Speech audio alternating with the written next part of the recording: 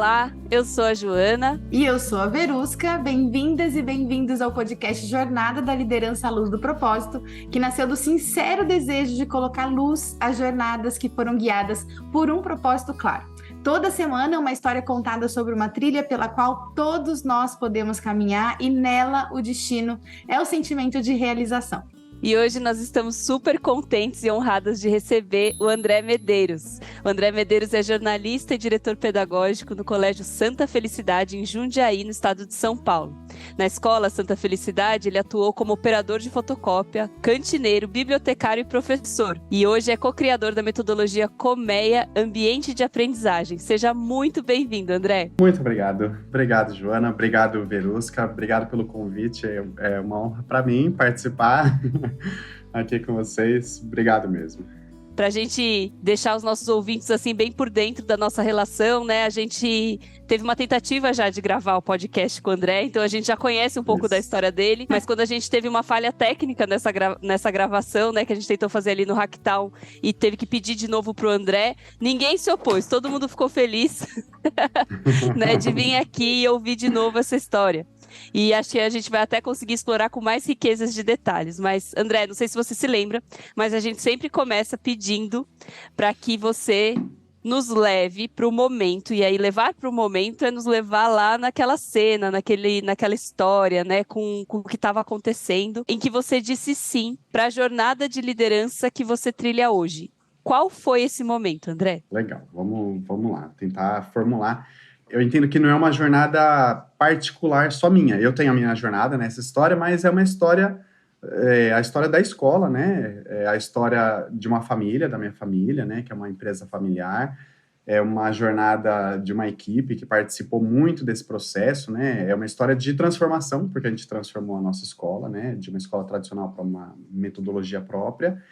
Então, é uma jornada, assim, de muitas pessoas. E eu me encontro aí no meio dessa estrada, eu pego carona em algum momento e eu também, né, tenho a minha própria jornada. Pela biografia aí, diz que eu passei, né, de operador de fotocopiadora, eu fui cantineiro, eu fui bibliotecário, eu fiz, assim, né, passei pela escola inteira. Essa escola, ela foi criada pelos meus pais, o Otávio e a Elaine, eles criaram a escola há 20 anos. E eles tinham um propósito deles, né? Meus pais têm 10 filhos, eu sou o número 2, também trabalham lá, outros irmãos trabalham lá, a grande maioria estudou lá. Quando a escola começou, eu já estava no ensino médio, eu não cheguei a estudar no Colégio Santa Felicidade, mas 7 dos meus irmãos, sim. O Pedro nasceu nessa escola, ele ia beber, ficava embaixo da mesa do meu pai, ali na cadeirinha, e ele se formou recentemente, né? Ele concluiu a escola. Hoje, meus filhos estudam na escola. Assim que o Pedro se formou, já começaram os netos, né? Foi um ciclo que se encerrou e começou outro, né? Então, essa escola começou de uma iniciativa deles. Eles tinham um desejo de construir uma escola na cidade de Jundiaí que fosse, né, acolhedora, pensando na educação dos filhos, mas também proporcionar uma educação de qualidade, né, na cidade. E assim eles começaram numa fabriquinha pequena lá, abandonada, eles alugaram esse prédio da fábrica, adaptaram e começou uma escola.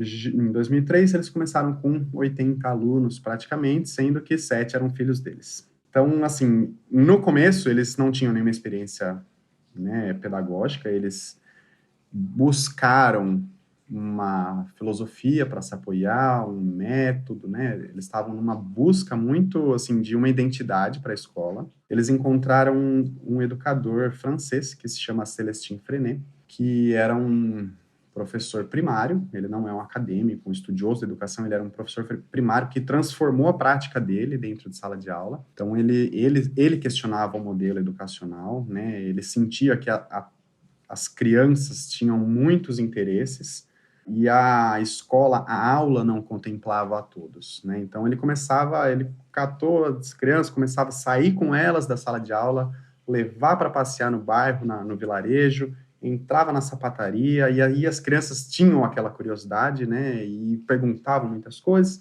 e traziam tudo para dentro da sala de aula, e aí a partir disso, a partir dessa instigação que ele fazia com as crianças, ele começava a construir o conhecimento com elas. Então, de tudo que eles aprendiam, eles levavam isso para dentro da escola, ele implantou a imprensa dentro da escola, ele fazia publicações com esses alunos, então para publicar material, para publicar conhecimento, eles tinham que saber como escrever, então aí ele ia puxando como que se escrevia, como que se fazia uma publicação, como que se fazia uma diagramação.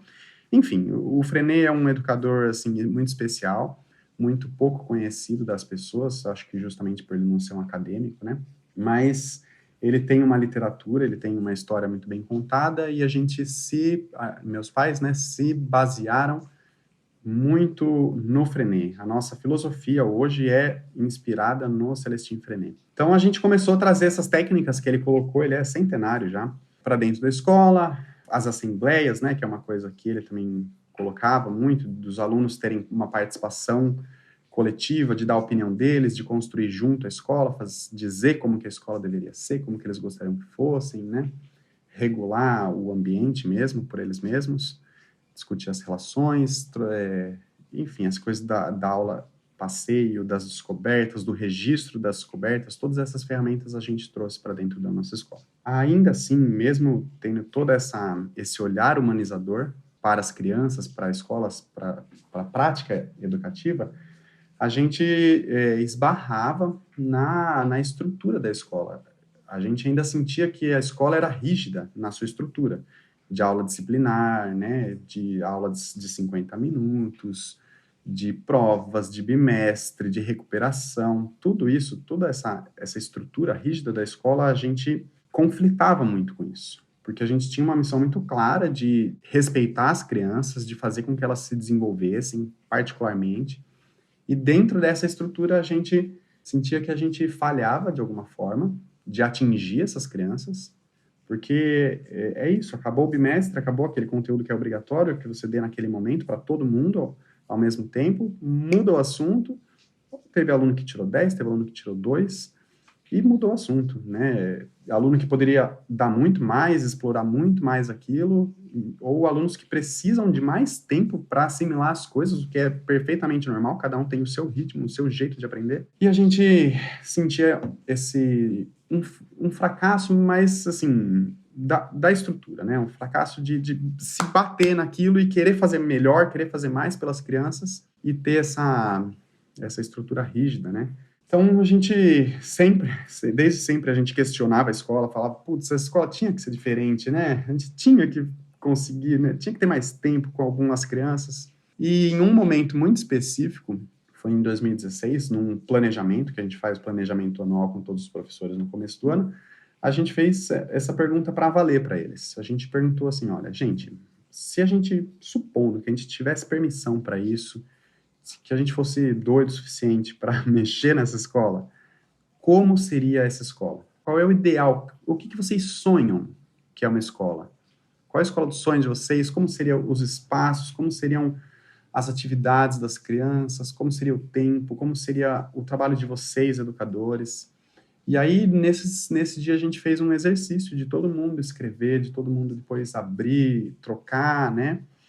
E a gente foi coletando esse material, que foi saindo, né, esses sonhos, e partimos para uma jornada, né, uma nova jornada aí de construir, de viabilizar, construir uma escola diferente. Então, esse foi o ponto de partida. A partir disso, a gente começou a estudar muito, a fazer estudos mesmo, e aí buscar outras escolas que já tinham feito essa travessia, né, já tinham rompido com a estrutura da escola tradicional. Algumas escolas que nos deram muitas ideias, assim, de que é possível, de que isso dá para ser feito.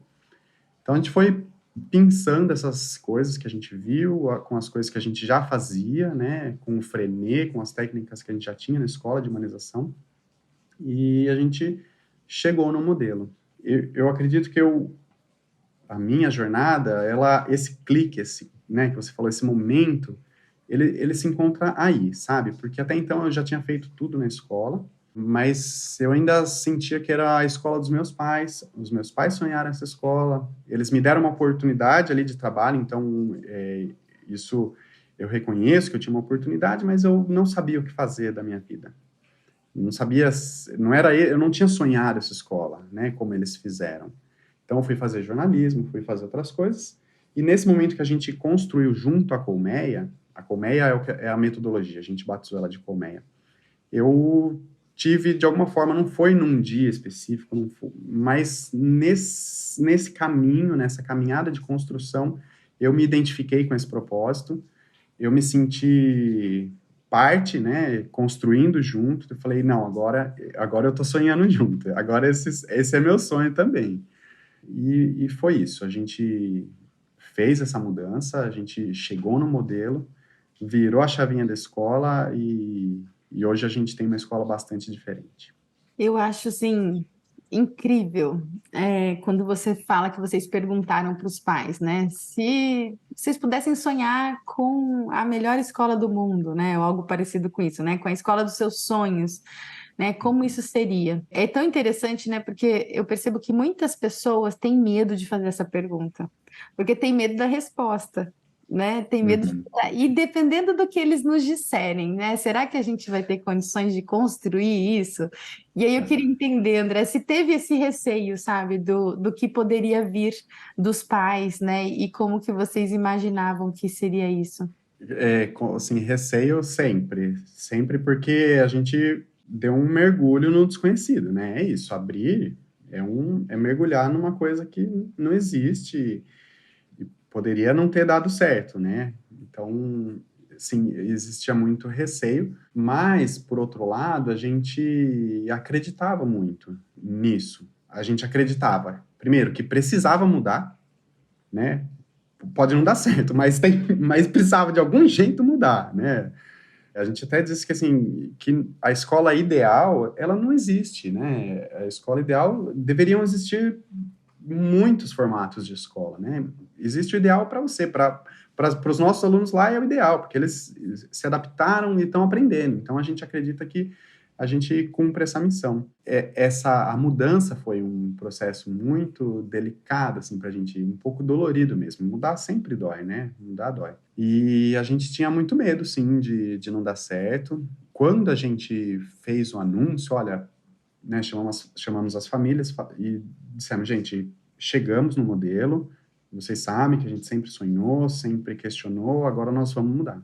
Agora a gente tem uma proposta, apresentamos o projeto, e só nessa apresentação, assim, 1/3 dos pais debandaram.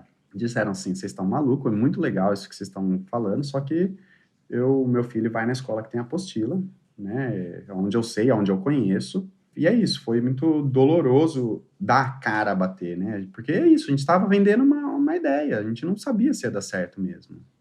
A gente acreditava, a gente tentou testar de todas as formas, né, a gente sempre, enquanto construía, a gente sempre se perguntava, e se isso acontecer, o que vai acontecer, se acontecer isso, como que a gente resolve? Então, a gente tentou dar resposta para todas, a gente tentou prever todos os problemas que podia sair desse projeto.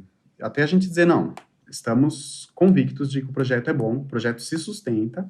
Então, a gente tinha essa segurança de que era um bom projeto, mas na prática a gente não tinha experiência, né? A gente ia colocar uma coisa e acreditando que daria certo, mas a gente não podia dar essa garantia para as pessoas, né? Mas deu certo. Mesmo com toda esse movimento, esse chacoalhar, né? Chacoalhou muito a gente, chacoalhou todo mundo, mas valeu a pena. Uau! Eu queria sublinhar 2 coisas. A primeira é a beleza e a nobreza com que você fala sobre estávamos falhando, né? E eu falo da beleza porque foi isso que impulsionou todo esse movimento. Talvez tenha sido esse o momento do seu sim, né? Ou da sua sensibilização para algo que precisava ser feito e que vinha com um sim. Mas também pela responsabilidade de ver que tem um sistema falho, que a gente herdou um sistema falho, que não serve mais, não sei se um dia serviu, mas que não serve mais, e de encarar isso como sua responsabilidade, né? Estávamos falhando como estrutura, né? Como pensamento de educação. Então, isso eu queria muito sublinhar, assim, porque uma liderança que tem um propósito claro é uma liderança que sabe se sensibilizar com o contexto, né? E que não terceiriza essa responsabilidade, né? Entende que tem, coisas para serem feitas, né? Arregaça as mangas e coloca muita coisa em risco, né? Você disse que colocou, né, numa primeira apresentação, colocou ali a proposta e 1/3 dos pais debandaram, né? Então, assim, Sim. você estava colocando claramente as coisas em risco, né? Mas tem uma outra coisa que eu queria perguntar, assim, André, que me tocou profundamente, que é quando você fala que esse sonho era sonhado pelos seus pais, né? E que em algum momento você viu que esse sonho também era seu, né? E também não é raro, né, quando a gente encontra as pessoas que estão, de alguma forma, dentro de uma angústia, buscando o seu propósito, elas acharem que tem que sonhar sozinhas, né? Que elas têm que descobrir a América, que elas têm que, né, inventar a roda, que elas têm que, enfim, que elas têm que criar alguma coisa do zero, né? Mas essa sensibilidade de também se deixar afetar pelo seu entorno e ver que sonhos você quer sonhar com o seu entorno, que já estão sendo sonhados com o seu entorno, e se ver parte disso, é muito bonito. E me faz pensar que antes da gente escolher a ideia, ou o caminho, ou o formato que a gente vai exercer o nosso propósito, você escolheu também as pessoas com que você ia sonhar esse propósito, né? Conta um pouco assim pra gente, qual foi o papel, qual foi o desdobrar desse sonhar junto? Porque até o nome Colmeia, né? E você nos disse na nossa outra entrevista, né, que vocês fizeram isso muito colaborativamente, né? Sim. Como é que foi esse processo de pensar junto? E você acredita que esse sonho era compartilhado por aqueles que estavam pensando juntos? O quanto que acendeu o propósito no coração de cada um? A nossa escola, de uma forma geral, desde sempre a gente tem uma coisa da gestão muito compartilhada entre a equipe diretiva, entre o grupo de professores, entre os alunos. Existe sempre uma construção coletiva, sempre. Os alunos, só para dar uma ideia, assim, em todas as salas de aula, em todos os corredores, em todos os ambientes, existe um painel com 3 bolsos. Um diz, eu sugiro, o outro é eu critico e o outro é eu felicito. Então, a cada mês, ou uma vez por mês, ou quando é necessário se fazer assembleia, a gente senta com essa turma, a gente faz em pequenos grupos na sala, a gente faz em segmentos, a gente faz com a escola inteira a assembleia também. Aí a gente forma uma assembleia solene, existe um presidente, existe um secretário, o presidente ele lê essas críticas, ele lê essas sugestões, ele lê as felicitações e a gente discute junto. Os alunos discutem, os professores discutem, a direção discute junto os problemas da escola. As questões deles que eles levantam de relacionamento ou de estrutura, o que precisar ser, o que eles se sentirem que eles precisam colocar ali naqueles painéis, eles colocam e a gente leva isso para a assembleia. Então, isso sempre aconteceu na escola, sempre foi dessa forma que a gente construiu junto com os alunos, com os educadores, com a equipe. Então, esse espírito de construir junto sempre existiu. Então, quando a gente pensou em ter uma escola diferente, a gente falou, precisamos construir isso junto, precisamos consultar, né? Todo mundo precisa ter uma participação, colocar a sua visão nesse projeto para a gente conseguir construir uma escola que é de todo mundo, né? Todo mundo, quem faz a escola não somos nós, é a comunidade escolar, né? Especialmente os educadores, eles tiveram uma participação na construção mesmo, na idealização, na tradução dos conteúdos, né? Como que a gente traduziu do que existia no tradicional para o que a gente pratica. Então, eles mesmos escreveram tudo isso. E a gente, enquanto direção, teve esse papel do design da coisa, né? De pegar todas essas ideias e construir um modelo, né? E falar assim, olha, fazer conta, a gente fez conta demais, assim, conta do tempo do professor, de quadro, de aluno, de quantidade de salas e, enfim, né, essa parte do design, da matemática da coisa, da engenharia, aí a gente teve esse trabalho de também, né, decodificar tudo isso e colocar dentro de um projeto. E aí depois, de novo, leva de volta para os educadores, critica novamente, é desse movimento que aconteceu, basicamente dessa forma. Eu vejo, assim, muita coragem em tudo que você fala, né, Jo? Nossa, muita coragem.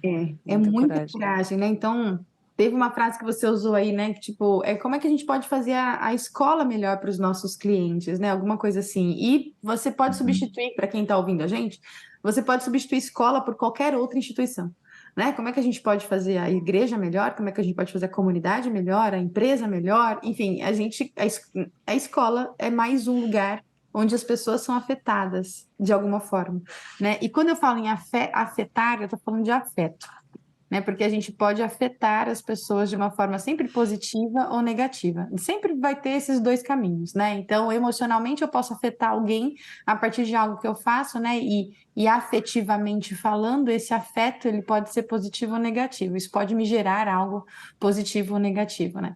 E eu vejo que tem assim uma coragem muito grande em vocês de afetar positivamente a comunidade, né? Vocês não estão pensando só no negócio em si. O que, né, tá tudo bem pensar no negócio, não é uma crítica sobre pensar o negócio, mas além do negócio, né, tem uma coragem aí de afetar positivamente a comunidade, né, o entorno.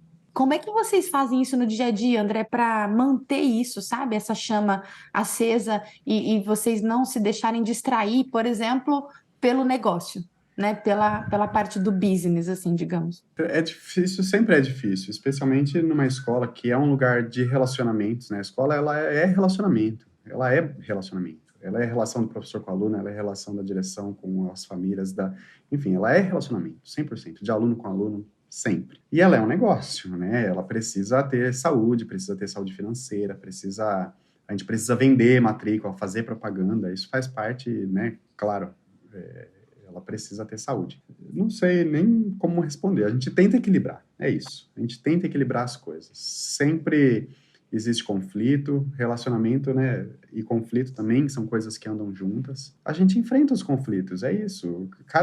Esses momentos de assembleia que eu falei, a gente sempre faz assembleia e é sempre dor de barriga. A gente sempre vai para a assembleia com dor de barriga. Porque sabe que vai aparecer sujeira. E é isso. Só que se a gente não enfrenta os problemas, se a gente joga para debaixo do tapete os problemas, a escola não se sustenta também. Como empresa, inclusive. Né? É isso que a gente acredita, que a gente tem uma escola saudável, em primeiro lugar, nos relacionamentos, né? Entre os alunos, depois entre as famílias, entre os professores. E é isso que faz também ela ter uma vida financeira saudável, né? Porque os pais estão satisfeitos, né? Na medida do possível, é claro que sempre existe, né? Gente que o conflito ultrapassa ali a linha, que não, depois, né? O relacionamento desgasta, mas a gente olha muito para isso, para o relacionamento e é isso, enfrentando mesmo.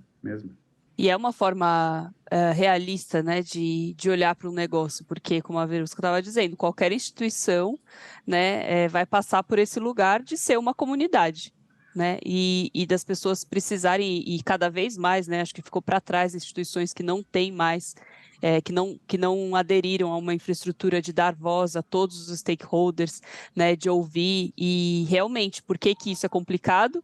Porque os postos de poder ou de certeza, né, na verdade, são colocados à prova o tempo todo e a gente fica muito mais aberto às mudanças que o contexto está pedindo. Mas junto com isso também aberto aos aprendizados para poder aprimorar. E a gente queria saber qual foi, então, essa metodologia nova, né? O que surgiu desse momento, então, que vocês decidiram fazer muita conta, vai e volta, vai e volta. O que saiu disso? O que saiu primeiro? Depois, o que vocês tiveram que aprimorar? A escola ela é construída em cima de 3 pilares essenciais, que é o caminho individual de cada aluno, uma trajetória personalizada para cada aluno. O segundo ponto é o trabalho coletivo, né, ele em relação aos outros. E o terceiro ponto é a tutoria, que cada aluno tem um acompanhamento pedagógico de um dos professores que eles escolhem para ser o tutor deles. O tutor é o padrinho da criança, do adolescente. Ele é alguém que acompanha toda a vida escolar do aluno. Então, são esses 3 pontos: o trabalho personalizado, o trabalho coletivo e o momento da tutoria. Eu acredito que o fio de tudo isso é como a gente conseguiu construir esse caminho personalizado, que essa é a grande mudança, na verdade, da escola, né? O que a gente fez na prática? A gente pegou a Base Nacional Curricular Comum, e traduziu ela em um catálogo, uma lista de objetivos. A gente chama de objetivo, mas são pequenas demandas que existe um conceito por trás dessa demanda. Por exemplo, aprender fração, aprender números, aprender conceitos geográficos, enfim, para todas as disciplinas existem os conceitos e a gente escreveu de uma forma que traduzisse para o aluno o que ele precisa aprender. Então, cada aluno, a gente desenvolveu uma plataforma, cada aluno, o material deles é um computador, eles precisam ter um computador. Isso eu estou falando a partir do 6º ano, tá? Do jardim até o 5º ano, a escola também trabalha da mesma forma, só que eles não têm essa autonomia deles administrarem os conteúdos. Os professores fazem essa administração para eles. Mas do 6º ano em diante, cada aluno tem a sua plataforma e eles sabem toda essa relação de objetivos que eles precisam aprender. Então, ele entra lá, ele sabe que ele tem centenas ali de objetivos para cumprir. A gente juntou o 6º e o 7º ano, isso compreende um ciclo, então o aluno do 6º ano, na plataforma dele, tem conteúdo de 2 anos, o 8º e 9º é um outro ciclo também, e o ensino médio é um ciclo de 3 anos. Então, cada aluno entra lá, ele sabe da relação de tudo que ele tem que aprender em 2 ou em 3 anos, de acordo com o ciclo dele. Como que eles trabalham? O aluno, ele faz um contrato de trabalho entre ele e um professor que ele escolhe para ser orientador desse projeto. A gente trabalha por projeto, assim, na raiz. Ele abre a aba ali de contratar um trabalho, ele dá um nome para o projeto dele, ele seleciona objetivos que ele quer colocar dentro desse projeto, esses conceitos, ele elenca e coloca dentro do projeto. Por exemplo, ele pode pegar alguns objetivos ali de história, sobre a Grécia, ele pode, junto, já que vai aprender a Grécia, colocar a geografia ali, alguns objetivos que contemplem cartografia, enfim, política, alguma coisa que ele queira colocar ali dentro. Pode colocar objetivo de filosofia, por que não? Estamos falando da Grécia, ele coloca ali dentro e ele faz uma proposta, né? Tem um campo ali de descrever o que ele pretende, como que ele pretende atingir aqueles objetivos. Então, ele escreve ali, olha, eu vou fazer uma pesquisa, vou pesquisar aqui na internet, eu vou assistir um filme, eu vou fazer uma relação entre esses autores, enfim. Eles vão também ganhando, né, ao longo do tempo, essa maturidade de fazer as propostas, de elaborar um bom projeto. E vou te apresentar, né, vou fazer uma apresentação de slides, ou vou fazer vou sentar do seu lado, ou vou escrever um texto, ou vou te contar como foi meu processo de aprendizagem. Ele estabelece um prazo, o aluno estabelece um prazo, ele diz, eu vou levar 2 semanas para desenvolver esse projeto, e ele seleciona um dos professores, na plataforma eles estão listados ali, ele fala assim, eu quero que o professor Leonardo, professor de História, seja o meu orientador nesse projeto. Então, ele envia essa proposta na plataforma, os professores também têm a plataforma deles, o professor recebe essa proposta e já começa, desde ali, fazer a avaliação com o aluno. Ele começa a avaliar a proposta, ver se a proposta é adequada, se o caminho que ele se propôs é um bom caminho para atingir aqueles objetivos, se os objetivos estão bem escolhidos, ele pode ali colocar, subtrair, adicionar objetivos naquele projeto, e começa a fazer orientação junto com o aluno. É muito parecido assim com o TCC, sabe? Quando você elabora um projeto e tem um professor que te orienta, é muito parecido. Os alunos todos os dias têm 2 horas e meia de trabalho personalizado para estar trabalhando. Então, os alunos não estão agrupados por série, eles estão na sala de aula, alunos de diferentes séries, porque está cada um fazendo o seu projeto. E os professores, nesse momento, eles não estão dando aula, eles estão ali à disposição dos alunos. Os professores estão todos nas salas de aula, para fazer orientação com os alunos, para sentar do lado, tirar dúvida, para orientar, indicar material e para fazer essa avaliação. O aluno, sempre que ele tem um contato com o professor, que ele busca o professor, tira uma dúvida, pede uma informação, pede um material, o professor, na hora, sim, simultaneamente, ele está registrando na plataforma também. O aluno me procurou, o aluno pediu material, o aluno está desenvolvendo isso e vai fazendo o registro do processo e o aluno a mesma coisa. Hoje procurei isso aqui, também registra cada passo do desenvolvimento. Chegou no dia que ele fez o contrato, que está no contrato a data, o prazo que ele se deu, ele senta ao lado do professor e mostra os slides que ele fez, mostra o texto que ele escreveu, enfim, conversa com o professor e demonstra para o professor, né, conta qual foi o processo dele e o que ele aprendeu, o que ele entende por aquele conceito. E o professor faz uma avaliação aí, então, de dizer se o aluno entendeu, se o aluno teve a compreensão daquele objetivo ou não, daquele conceito. E se o professor identifica que o aluno não atingiu satisfatoriamente, ele simplesmente fala assim, olha, esse ponto aqui você precisa pesquisar um pouco melhor, faltou clareza, faltou entendimento sobre esse ponto aqui, vamos continuar? E o aluno vai, ele continua ainda fazendo sua pesquisa, até ele ter o entendimento, até o professor dizer, objetivo feito, objetivo cumprido, adquirido. Então, é isso. Aí, o objetivo está feito, o professor dá um check no objetivo e faz um relatório. O aluno me demonstrou, o aluno concluiu satisfatoriamente, porque ele fez esse processo, porque ele me demonstrou. Então, a gente vai criando dentro da plataforma um portfólio de projetos com um relatório de como que o aluno aprendeu ponto por ponto, conceito por conceito. Então, o aluno, ele escolhe como fazer, ele escolhe quando fazer, ele abre e fala, hoje eu vou fazer matemática. E de que forma ele vai fazer, mas ele precisa passar por todos os conceitos. Ele precisa, ao longo de 2 anos ou ao longo de 3 anos, cumprir com todo o programa. Tá? E é ele que administra isso. O segundo momento, que também tem duração de 2h30, é o momento coletivo. No momento coletivo é o que é mais próximo de uma aula, só que os professores, eles oferecem cursos com duração de 4 encontros. Então, os alunos, eles escolhem 5 cursos, um para cada dia da semana, por mês. Por mês, eles escolhem 5 cursos e frequentam às segundas-feiras o curso que ele escolheu, às terças-feiras outro curso que ele escolheu, ao longo de 4 encontros. E são momentos muito coletivos, voltado para o grupo, o professor que leva a proposta, diferente do trabalho personalizado, que a proposta parte do aluno.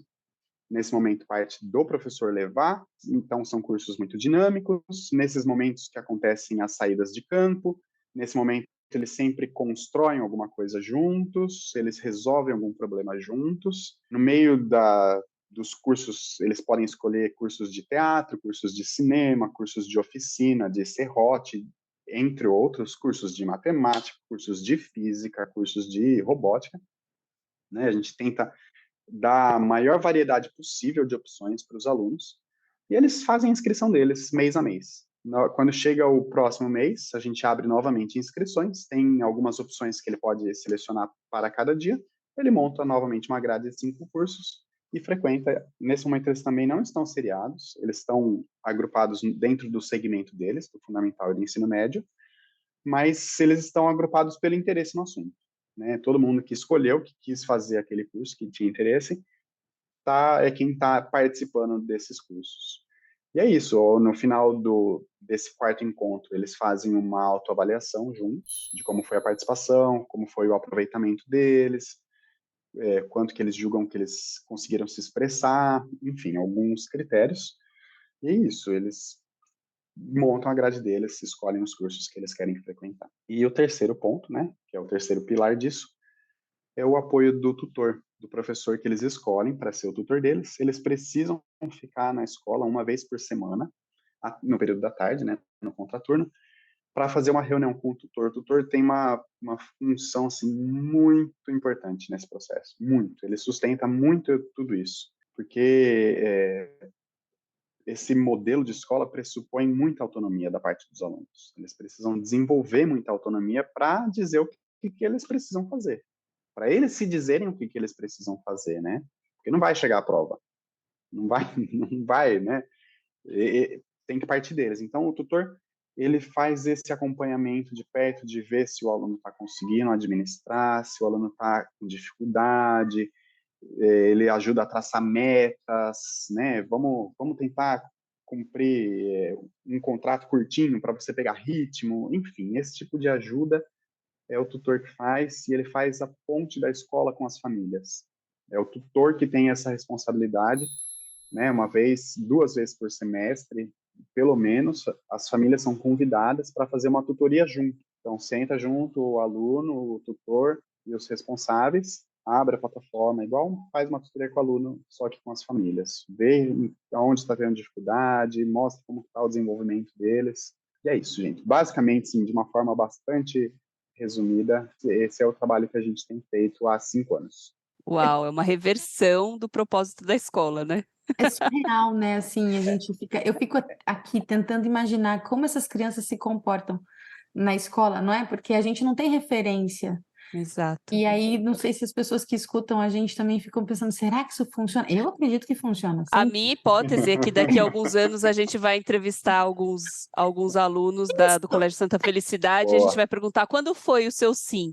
Lá na escola, quando eu tinha que fazer um contrato de trabalho, né? Porque é Boa. muita autoliderança, né? É muito, você Muita. está desenvolvendo aspectos, né, habilidades comportamentais que vão fazer com que essas crianças se desenvolvam em qualquer coisa que elas queiram se desenvolver, né? Adquirir conhecimento passa a ser a maior fluência delas, né? E se interessar. Opa, caiu alguma coisa ali. Deu um raio forte aqui, tá chovendo bastante. Essa era uma das preocupações nossas, né? Quando a gente mudou, assim, gente, eles vão estudar? É, como que vai ser isso? Como que vai ser com os alunos, né? A gente estava muito aflito com isso. Só que, assim, no fundo, desde o primeiro dia de aula, a gente andava sala por sala para ver, né? Para ver o movimento, para ver eles ali. E é isso, para cada um ali na sua, né, no seu trabalho, na sua pesquisa, e eles, né, a gente, a escola mudou, assim, o clima da escola mudou muito. Quando a gente tinha uma estrutura que o professor tem um grupo para ensinar todo mundo ao mesmo tempo, da mesma forma, um grupo aí de 30 crianças, é isso, é um caldeirão, é aquilo que o Frenet lá, 100 anos atrás, já sentia, essa angústia de ter que ter controle sobre o aprendizado de 30 crianças ao mesmo tempo, né? Então, a mudança de clima assim, da escola foi muito grande. Da gente entrar na sala e estar os alunos ali, cada um fazendo o seu trabalho. Claro que eles conversam, são crianças normais, como em qualquer outra escola, mas a qualidade do ambiente mudou muito. Incrível, gente. Não, assim, é uma reversão, né, que a gente tem que aprender a levar para as empresas, levar para as igrejas, para as comunidades, os condomínios. Muito bem dito, né? A Verusca no início falou, e realmente, né, o quanto que a gente está aberto para esse nível de transparência, esse nível de cocriação, né, que a Colmeia seja realmente uma inspiração aí para todos os processos de aprendizado, porque isso é uma organização, né, um grande processo de aprendizado constante que a gente pode enfrentar os conflitos, aprender com eles ou se desmoronar através deles, né, porque eles vão corroendo a gente, e acho que vocês se pautaram integralmente no relacionamento, então, né, lidar com os conflitos e ter um espaço de segurança para esses conflitos, com certeza é fundamental. Mas o que vocês tiveram que aprimorar? Quais foram os primeiros erros ali no início desse movimento de mudança? Legal. Teve uma coisa que foi construída logo no começo, que foi um sistema de etapas de autonomia. Porque nesse momento do trabalho personalizado, eles também não estão, né, seriados, a cada um no seu projeto, mas a gente sentiu e se inspirou também em outros modelos essa necessidade de ter uma organização da autonomia, de dar um processo claro para o aluno do que é construir autonomia.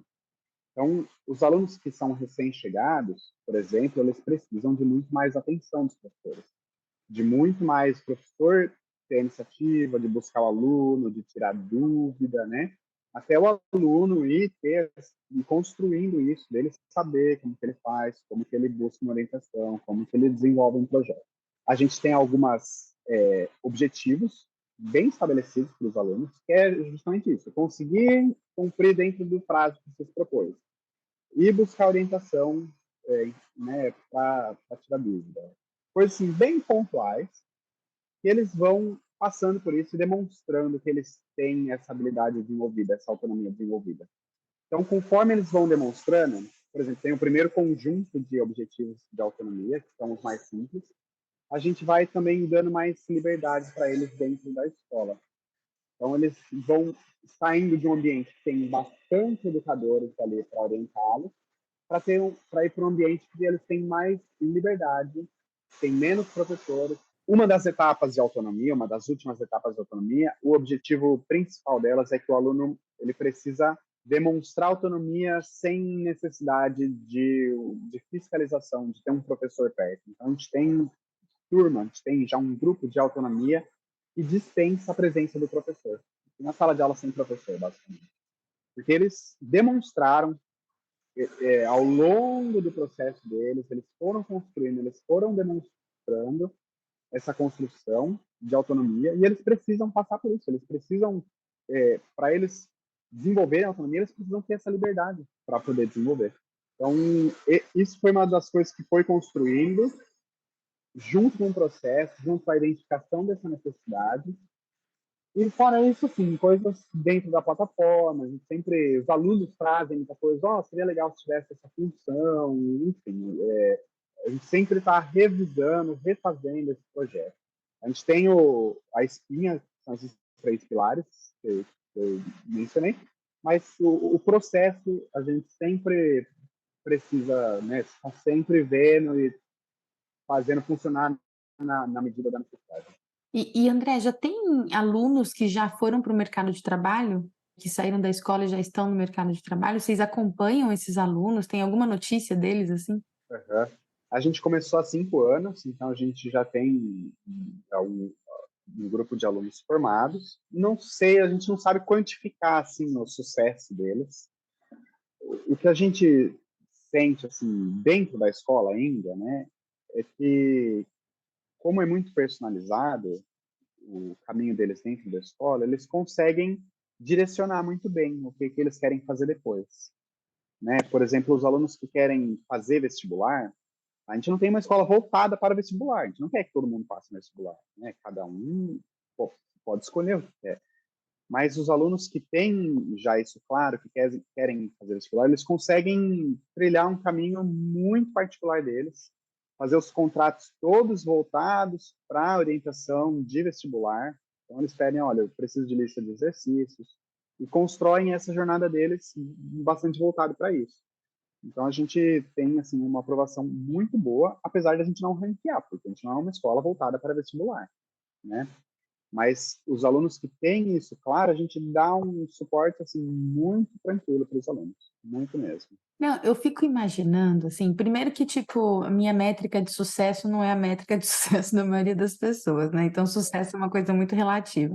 E nem foi por isso que eu te perguntei, mas eu fico imaginando o impacto que essas crianças, que hoje são crianças, né, tendo essa formação, com essa liberdade, com essa autonomia de ser quem eles são, de fazer as escolhas que fazem sentido para eles, né? O impacto que eles vão ter quando eles chegarem no mercado de trabalho, para eles colocarem em ação o propósito deles, né? Porque eu fico imaginando, né, Jô, que tipo vai ter um caminho de construção de propósito aí muito claro, que esse podcast existe para a gente mostrar para as pessoas, inclusive, que isso é possível, né? E o que vocês fazem na escola é ajudar essas crianças a já entenderem que elas constroem a própria jornada de acordo com aquilo que faz sentido para elas. Então, assim, eu não sei se você consegue, talvez ainda não, né? Mas mensurar o que vai, como isso vai impactar o mundo, né? A comunidade, as empresas, enfim, tudo. A gente tem como posso dizer, esse desejo, né? A gente acredita que a gente está formando crianças e adultos muito melhores. A gente acredita muito nisso, muito mais preparados, que vão, assim, né, tirar de letra os desafios, porque é isso, porque eles são desafiados dentro da escola, né? Então, isso a gente acredita muito. Eles aprenderam a aprender, né? Eu acho que tem uma prática constante aí que é aprender a aprender. Então, você se identificar um objetivo e desvendar o seu processo de aprendizado dentro daquele objetivo, né? Porque antes a gente tinha que trilhar a trilha que deram pra gente, se a gente se identificou ou não se identificou, aquilo não foi a gente que desenhou aquilo, né? Agora, quando a gente tem que desenhar, realmente muitas outras habilidades são evocadas. Fantástico, assim, Fiquei pensando a mesma coisa, se já surgiu aí dentro desse processo dos alunos, empresas, obras de arte, que tipo de projetos já começaram a surgir? Uma das coisas, a gente esse ano fez uma semana de profissões na escola, que a gente queria, né, cativar os alunos, dar, né, abrir o leque deles, e a gente convidou ex-alunos. Estou pensando nisso agora. E assim, de áreas muito diferentes. Então, levamos uma que tinha o próprio escritório de arquitetura, um que tinha o próprio estúdio de tatuagem, uma que tinha uma joalheria também, a próprio negócio. Então, na maioria dos casos, nesses, né, que a gente conseguiu identificar, são gente que teve o próprio negócio, empreendeu. Isso é bem legal de ver. Uau, fantástico, fantástico. Muito legal. E você, no meio disso tudo, André, assim, o que significa toda essa jornada para você? Que tom tem o seu sonho? Difícil. Legal, assim, a gente vive a escola, né? Vive, a gente acorda com a escola, né? A gente sonha ela diariamente, continua sonhando, continua lutando por ela, porque é sempre uma luta, sempre. Eu me encontro nisso, né? Eu me encontro nessa luta, lutando pela escola para fazer isso frutificar, porque ainda é considerada uma escola alternativa, né? A gente ainda está sem referências, eu acredito que as pessoas estão buscando isso, mas a gente ainda é considerado uma escola diferente, então é uma luta, né? E eu me encontro nisso. A gente acorda pensando em como fazer dar certo as coisas, como acorda e vai dormir, né?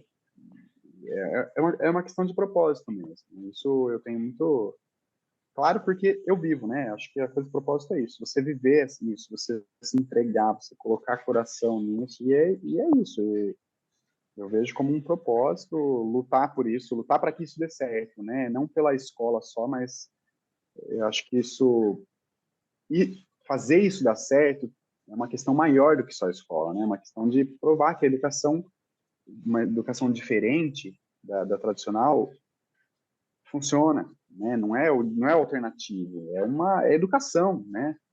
E acho que é isso que eu me vejo e acredito que todo mundo que participa da escola também vive esse propósito de fazer dar certo, de provar, né? E de ver isso frutificar, de ver isso dar frutos assim, né? Que isso sirva de inspiração, que sirva de modelo, que sirva de referência para construir outras escolas com outros modelos, né? Mas que se inspirem na ousadia, né? De ir e fazer. Fantástico. Como última, assim, último pedido, para esse episódio, pelo menos, a gente gostaria de te pedir para nos levar para o momento em que a visão, né, do Colégio Santa Felicidade, desse modelo de aprendizagem, alcança o máximo, onde não há barreiras, e talvez essas barreiras não, sejam as barreiras em relação à própria educação, né? Não ser mais uma barreira alternativa, não ser mais uma escola alternativa, mas ser algo que está acontecendo no mundo. Se a visão de vocês não tivesse nenhuma barreira, André, o que que tem na tela mental? Que mundo é esse? O que que a gente está vivendo? Olha, tá muito ligado isso com o propósito, né? A gente tem um propósito, que é fazer isso dar certo, e nosso sonho é que isso dê certo, né? Essa é a nossa visão. Que dê certo nesse sentido, de talvez não ser mais uma escola alternativa, mas ser uma referência, né? Ter esse reconhecimento. Isso, claro, a gente luta tanto, a gente engole tanto sapo, né? A gente enfrenta tanto estigma de, sabe? E é isso. Acho que nessa visão ideal de ter esse reconhecimento, de falar assim, olha, deu certo, sabe? Valeu a pena. Já valeu a pena, já vale, porque a gente acredita no que a gente faz. Mas esse reconhecimento externo para a gente também é necessário, infelizmente, né? Mas é necessário ter essa aprovação, né? Eu acho que passa por aí, sim, passa. Enfim, não sei se eu consigo me expressar bem, mas chegar nesse lugar de ser reconhecido como valioso. O que a gente faz, a gente sabe que é valioso, mas ainda é considerado alternativo. Está muito ligado com o propósito disso ter o reconhecimento que merece, porque é um trabalho lindo. A gente vê a diferença na vida das crianças. Isso é muito bonito. E eu vou te fazer uma pergunta que você fez para os professores, né? Se, tipo, não existisse nada impossível, nada impossível. Qual que é o seu maior sonho? A gente é uma escola particular, né, Verusca? A gente não é a realidade de todo mundo, né? Todo mundo que consegue estudar nessa escola, não custa barato, a gente tem uma estrutura super, né? A gente tenta valorizar os professores, então custa muito e é excludente, né, no final das contas. E é isso, isso também é parte do nosso sonho de conseguir ser mais abrangente, de conseguir ser mais inclusivo, né, de conseguir atingir outras camadas, de conseguir, porque isso beneficiaria assim, né, a sociedade de uma forma, poderia, né, de uma forma muito mais abrangente e isso também é uma um ponto, né? A gente é uma escola particular pequena, tem 200 alunos, né? Então, não existissem barreiras, né? Essa é uma das barreiras que a gente gostaria de transpor. Não é uma escola pequena. Nossa, Não é uma não escola é. pequena. Não é 200 crianças podendo ser 200 treinadas, famílias, né? 200 famílias, né? sendo 200 impactadas. 200 futuros líderes, né, sendo treinados assim. A gente ainda vai ouvir falar dessas crianças, Legal. muito. E você, André, com a sua jornada, né, que trouxe tanto essa questão da cocriação, né, tão presente, acho que deu uma aula aqui para a gente de como reolhar para as nossas estruturas, para as nossas organizações, para as comunidades que a gente faz parte. Sonhar de novo essas comunidades, honrar quem veio antes, né, na tua história tem muito isso, e sonhar de novo, né, sonhar com as pessoas que atuam hoje, né, a gente está muito contaminado de uma visão de que o tradicional, né, que as coisas não mudam, né, mas será que a gente está honrando o que já foi feito e sonhando com as pessoas que estão aqui hoje, né, que chegaram até aqui por causa do que foi feito, né? Então, gratidão mesmo pela tua jornada, pela lição de humildade, de liderança, de resiliência e principalmente de inovação, né? Que todo o colégio, né, que você veio representar aqui. Muito, muito obrigada. E se você que ouviu o André se identificou, gostaria de ter estudado num colégio que realmente é a santa felicidade, o que torna essa jornada com certeza mais feliz, fique com a gente, porque todo domingo às 21 horas a gente traz uma história que passa por uma trilha pelo qual todos nós podemos caminhar e cujo sentido é o sentimento de realização. Fique conosco. Até já.